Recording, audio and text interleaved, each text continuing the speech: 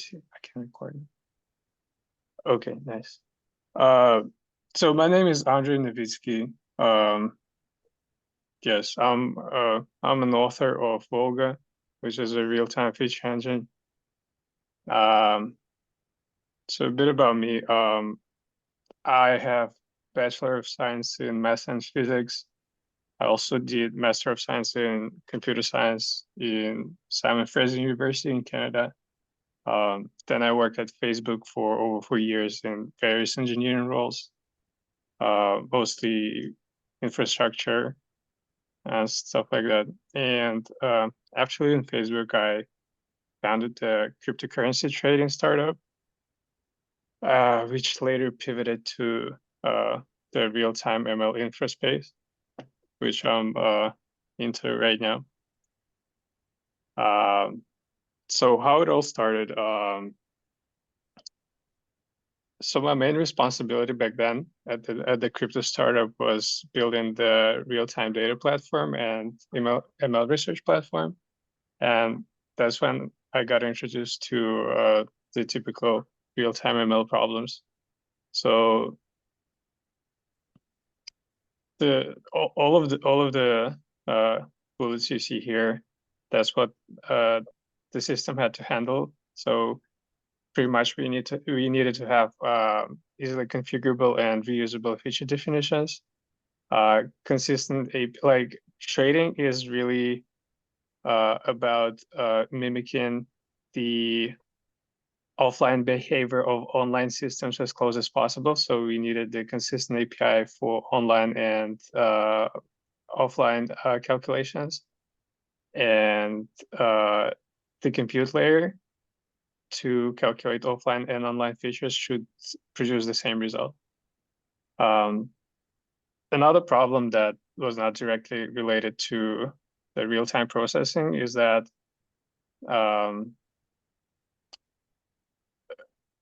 if we had separate system calculating real-time features, we needed to transfer them somehow to the layer that trains the ML model, and that requires the extra data transfer cost, like dump the data to S3 and pull it back to like whatever info used to train your ML models. And that's why we actually went with Ray, because Ray have the distributed store. And if we have all the data processing pipelines on Ray, we can easily use the in-memory data for ML training.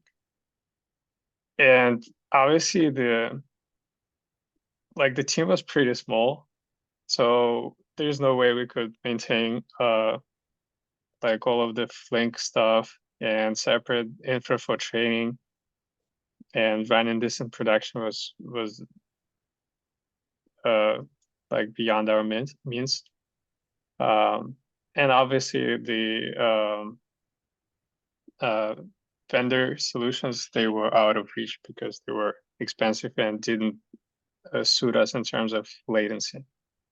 So the problems that we had to solve, and the first version of the system was built on top of Ray with the library called Streams. Streams is a Python library that has the declarative API for stream processing. So the limitations of this system was that it was only for backtesting. So all of the real-time processing had to be orchestrated manually by like a separate person who was responsible for making trading decisions. Yeah. Now a bit of background on like the problem space in terms of like I probably don't need to explain what features are. So let's take a look at three different types of features that we need to handle in terms of in order to have the fully functional feature calculation pipeline. So those are offline, online, and on-demand features. So the offline features they use for training models calculated on historical data, and the calculation latency is minutes to days, and the compute infra that they use is Spark, sometimes bounded Flink streams, and sometimes custom engines. For online features, it's the same as offline, but they calculate it as soon as data arrives, and the latency milliseconds to seconds, and the infra is Flink, Spark streaming, and custom streaming engines. And on-demand features, those are stateless transformations calculated at inference time. And some examples are like calls to a third-party service, creating meta models, some heavy calculations that can be performed in streaming pipeline. And another example is tiling. That's one of the ways to perform long window aggregations at model request time. So latency is milliseconds, so pretty much it should be served as soon as it requested. And the infra that supports it is, if we talk about Python APIs everywhere, then it should be a fleet of Python workers, something like Celery, or like in terms of in Ray infrastructure, it is Ray actors. So the problems that needed to be solved is that all three types of features has to be supported in order to have the fully functional end-to-end pipeline. Obviously, we want to have a single platform supporting all of those rather than like 2 or 3 different pieces of infrastructure mentioned above. We want to have consistency calculating online features and backfilling them. Obviously, it should be easy to set up without vendor locking. So if we can run it on Kubernetes, that would be perfect. And that's how the Volga was built. It runs on Ray. It supports all 3 feature types. On-demand is work in progress. It has a declarative API to define feature pipelines that can be calculated both in online and offline setting. CAP architecture, meaning that we use the same online calculation code for offline pipelines. And it has abstractly defined storage interface, meaning that users can use whatever storage they want. There's more about storage later. Now, this is like probably the most complex part. This is the architecture. So high level is that the client is the entry point. Then you have the compute layer, which consists of streaming workers and on-demand workers. Those are Ray actors. And then you have storage interface, and so Volga discriminates between 2 types of storages: hot storage. This is where the data which is requested at model inference time should be stored at. And cold storage, this is for data at rest, which is not often accessed. So you have 3 different colors of arrows, and those represent different types of features, how they calculate it. So red for online, blue for offline, and green for on-demand. And also the dotted arrow, it means that the calculation happens on read path, and it means that it is performed as soon as the read request is issued by the client. And the solid line, it means the calculation is performed on write path, meaning it is performed as soon as data arrives, and it is asynchronous to whatever client requests. We can take a look at each of the flows in detail. Those are pretty similar. So let's take a look at online flow. So first, client defines the pipeline with the high-level API. We'll take a look at it later. It compiles a job graph, which we will also explain a bit about later, and submits it to a pool of streaming workers. So those are array actors that perform streaming operations. And after all of the transformations, join segregations are done, the data goes to hot storage. Because for the online pipeline, we want to access data for inference as soon as possible.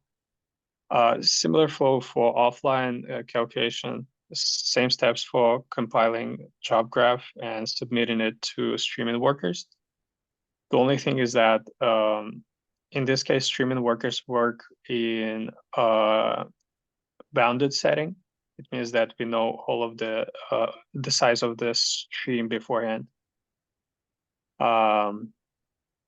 And they write cold storage for offline training. The third flow is on-demand flow.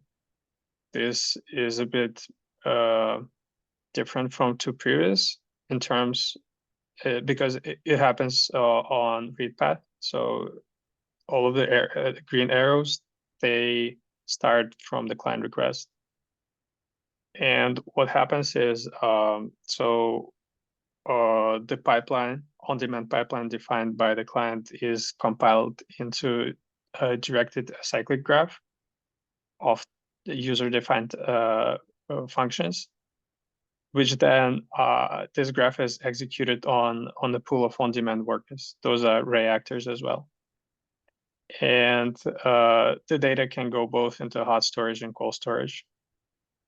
And the data that the calculation is performed on, it is pulled again from either cold storage or hot storage. So you have like sort of the full cycle where the online or offline jobs, they write to hot storage, and the on-demand jobs, they read from the storage and get the end data to the client. So the next slide is, so when talking about API, Volga has two types of API. The first one is high-level API, which is for like the end user building the pipeline, and it is built on top of the low-level streaming API plus on-demand API. And here we will take a look at low-level streaming API.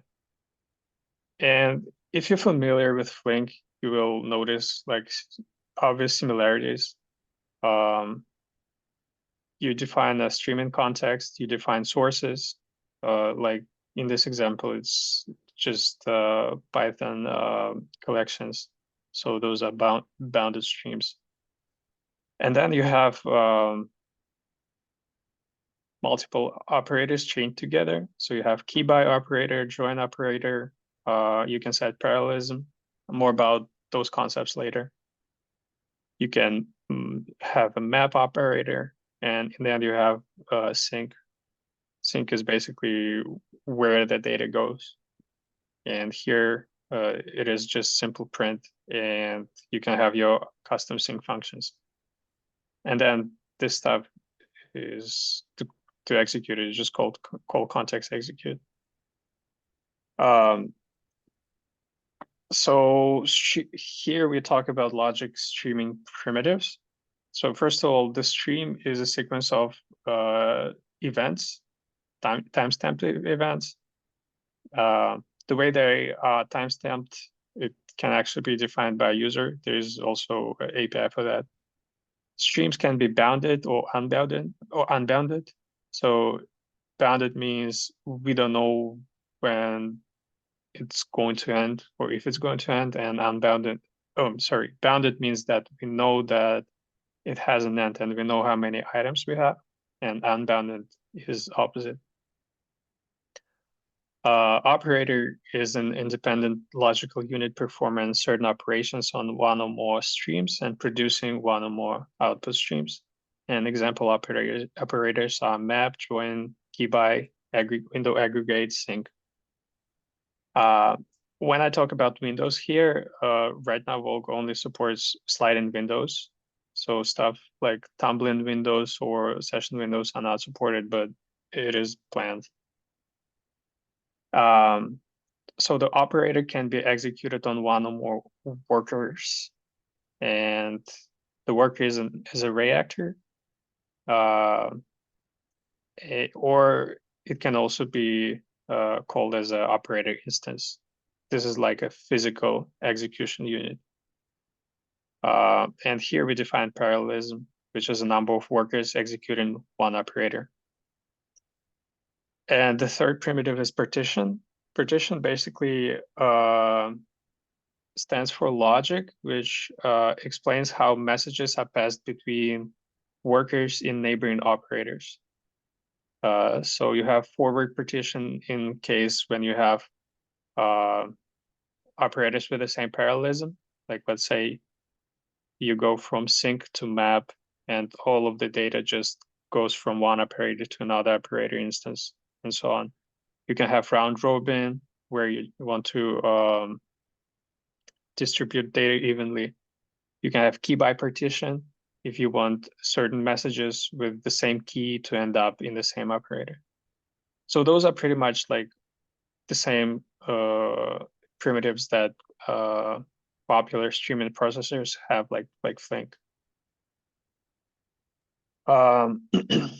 Job graph is a graph containing operators as nodes and partitions as edges. So when a user defines a pipeline with API here, this pipeline then is compiled into job graph. And an example of a job graph is, you can see on the picture, just simple operators chained together. Parallelism, I talked about this before, it's a number of operator instances or the same workers performing given operator. And the execution graph is basically a physical representation of job graph. So when you apply parallelism to job graph, you will have execution graph. And it has workers as nodes and zero MQ channels as edges. An example you can see on the second picture. Now this second part of the system is on-demand primitives. So when a user defines an on-demand pipeline, it doesn't have a low-level API, so you will see an example later. Then the on-demand DAG is produced, and this is a directed acyclic graph containing user-defined stateless transformations. You'll see more about this later. And on-demand workers, this is a pool of reactors that executes this DAG. The storage model, you saw it on the picture, but I'll say it again. So cold storage is used for data at rest, and host storage is used for like a caching mechanism for quick lookups. Now, talk about high-level API. It's a wrapper around low-level streaming API and on-demand workers and storage interfaces. And some tech creators here: dataset, source, pipeline, on-demand. And now we look at examples. So this is an example of how we define data sets and sources. So the data set is pretty much an abstraction that registers a schema of a single event in a stream. So the first two lines, they simply define sources. Like let's say, for example, Kafka and MySQL. You have like all of the necessary connection parameters here. And then let's take a look at class user. So here you have few fields. You have a dataset decorator. It means that this class is registered as a schema for the next decorator, which is source. It means that all of the data is pulled from MySQL table called users. Now you can see a function called field. This basically registers each of the fields in the schema. Key parameter means that this parameter can be used to retrieve certain records with a given field from the storage. And every data set should have a timestamp field. Volga assumes that all of the input data is timestamped. Similar, the second class, let's say it represents an order in a, let's say, order processing system. And it's pretty much self-explanatory, the same as above. The only difference, you have two different sources, which means that it shares the same schema, but depending on the use case, you can use either source MySQL or Kafka. And you have tag parameter where you can basically later down the pipeline select which source you want to use for this model. And here, let's define a pipeline. So first we define a data set, and similarly to previous two examples, you define a schema, which is on sale user spent info. You define all the necessary fields. So you have two keys here, user ID and product ID. You have timestamp.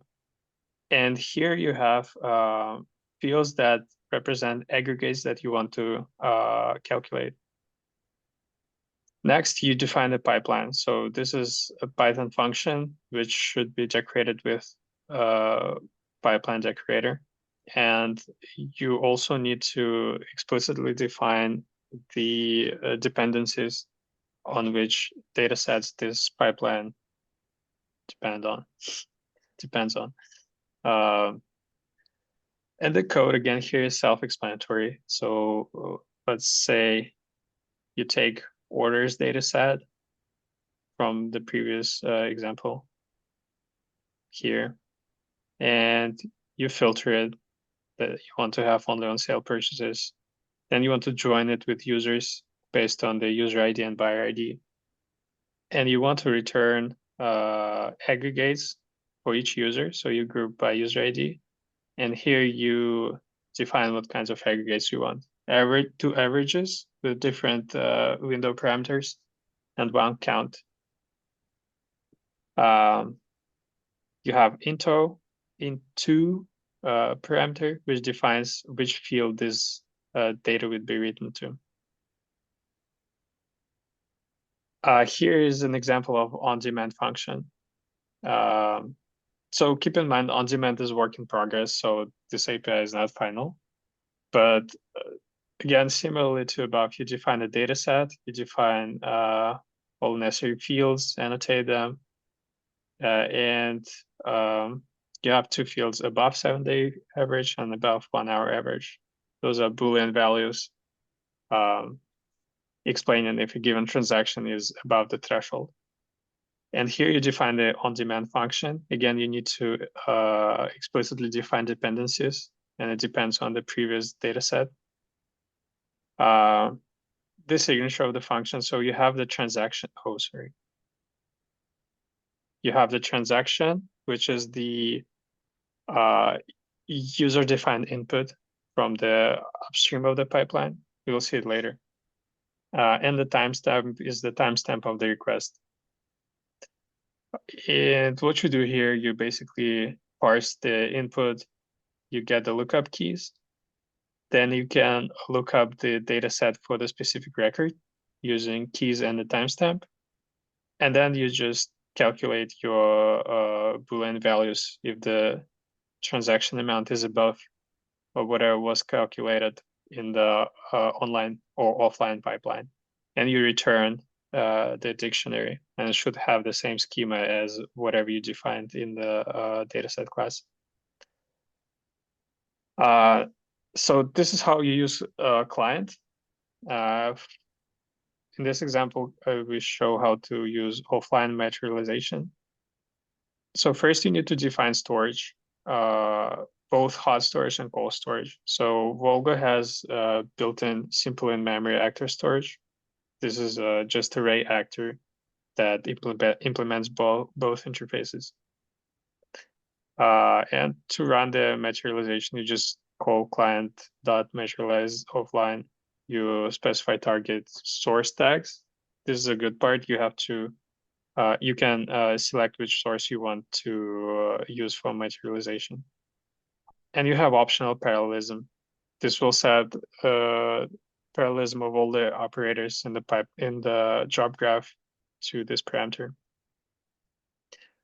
And once this job is finished, you can request data. The client will call a call storage interface. You just specify dataset name, whatever keys you want to use, and the range that you want. Here in this example, it will fetch the whole dataset.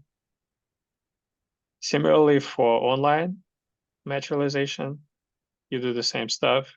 There is the async parameter if you don't want to wait for materialization to block your Python script.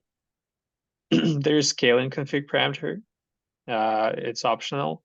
It is similar to parallelism, but if you don't want to have it on the whole pipeline, you can just specify which specific operator should have this parallelism. So let's say you have a very heavy join operator and you want to have a lot of workers perform it, so you can just say join one have 4 operators. This is how you the next piece of code is how you create the hot storage. So similar to the previous example. And this is how you create the on-demand function. So as you can see, for on-demand, you don't have any materialization. You go straight to client. You call get on-demand. You specify target. This is the data set that you annotated with on-demand previously. Here you define online or offline. This is which storage you want to pull your data from. And again, in case of offline store, you can define the range. And this is the inputs, which will be passed to a transaction dictionary here.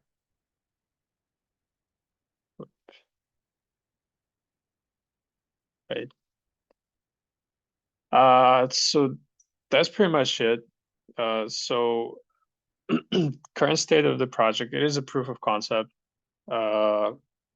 It misses, it's not like a production ready system. It misses key streaming features with respect to fault tolerance and processing correctness. So stuff like checkpointing, watermarks, proper backpressure mechanism, operator state backend with proper serialization. On-demand features is still work in progress. They're not fully finished. And there's a lot of stuff a lot more stuff in backlog, and you can check it for yourself. That's it. Thank you. Oh, that's cool, Andre. Thank you very much for going into the details of everything. Appreciate it. Oh, that was half an Yeah, hour. That so was long. yeah, yeah, true. I mean, we could go longer, but yeah, I think it's good to see. So I think the reason I got attracted to your blog post and he was specifically around Ray, right? So it's just like we haven't built so we have debated building a feature store in-house multiple times. We haven't built a full feature store in-house, and we've been looking at different things, but it hasn't been priority to do this. But when I saw using Ray actors and building streaming on top of Ray and all three different types of features on that, it sound like very similar to if we were to try to do something, we would do, try to think a similar design. And that's why it was very attractive to me. So I think I like the primitives and the designs you've chosen and the inspiration from the fennel kind of thing. I think I like the interface and the strongly typed data sets, etc. I think those ideas are really, really good. Yeah. So you mentioned this is still proof of concept and not production ready. Do you know when is there a timeline we should expect when it will be or? Um, yeah, this is more of a strategic question. So like there's no way I can pull it off all by myself, right? So my plan is actually I need to find some sort of like financial backing, like investment or something. So I'm actually in the Mm, process of applying to Y Combinator. I see. And that's actually like why your feedback could be very useful. And yeah, we'll see how it goes from there. Sounds good. Yeah. Yeah. No, this is super cool. I can see this can be useful to a lot of people.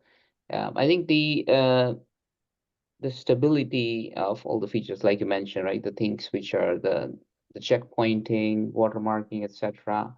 But even in general basic things like when we have async materialization, like so it saves the latency, but what are the guarantees? Like what are you trading off if you're choosing async versus sync?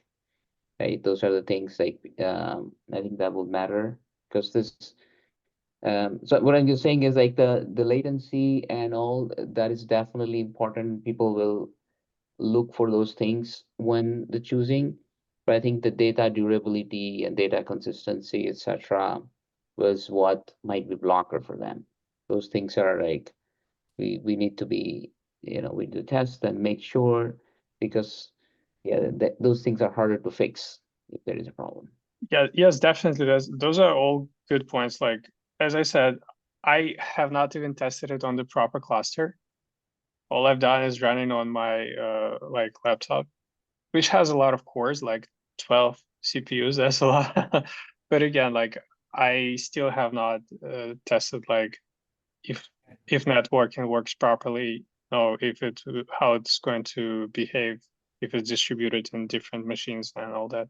So yeah, proper testing, all of the performance measurements, they should be done. So yeah. Yeah, Uh, yeah. I I have like before we finish, I had like one question for you. Uh, Mhm. Not question, but one second. Um, oh, want to ask for a favor. Like as I said, I'm applying to YC, so your like feedback, especially if you have positive feedback, if you could share it, like simply maybe like LinkedIn message or like even the post if you feel comfortable, messages enough. That would help me a lot. So Yeah, yeah, definitely. I can do that. Yeah. Whenever you want, LinkedIn or and wherever it helps you. great. This kind of projects are good. We want to support the projects. Okay, thank you very much. Yeah, maybe you can even connect me to someone. Like I'm not really I don't have like a big network. Oh, Y Combinator. That's a good point. Okay. Yeah, let me see. Let me see. I don't directly know anyone Y Combinator, It doesn't have but to be Y Combinator. Maybe someone else who's like interested in it or has like somebody else who knows. You don't have to think about it right now. Just yeah, the idea. yeah, cool. Yeah.